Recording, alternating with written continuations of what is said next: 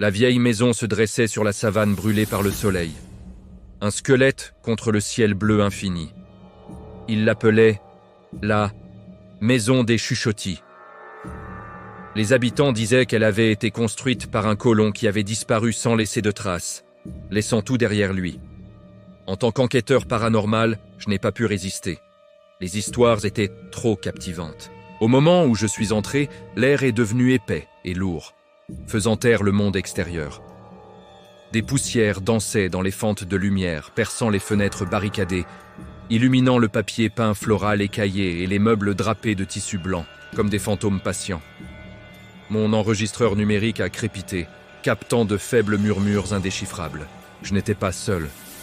Je me suis enfoncé plus profondément dans la maison, mais pas résonnant dans le silence oppressant. Dans la chambre principale, un grand miroir orné était accroché au mur, son verre étrangement propre. En m'approchant, mon reflet semblait faux, distordu. Le visage qui me regardait n'était pas seulement fatigué, il était creux, désespéré.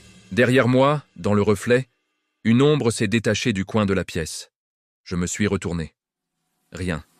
Juste une pièce vide remplie de poussière et de silence. Mais quand je me suis retourné vers le miroir, l'ombre était plus proche, planant sur mon reflet. Mon cœur battait la chamade. Ce n'était pas une hantise ordinaire. Cette maison ne contenait pas seulement des esprits, elle s'en nourrissait. Elle piégeait les échos du désespoir et les amplifiait. Les chuchotis sont devenus plus forts, plus clairs. Ils ne venaient pas du passé, ils venaient de moi. Mes peurs et insécurités les plus profondes exprimées. La maison était un miroir, reflétant l'obscurité que nous portons tous en nous. J'ai tâtonné pour la porte, mon propre reflet dans le miroir souriant lentement, froidement, alors que je m'enfuyais.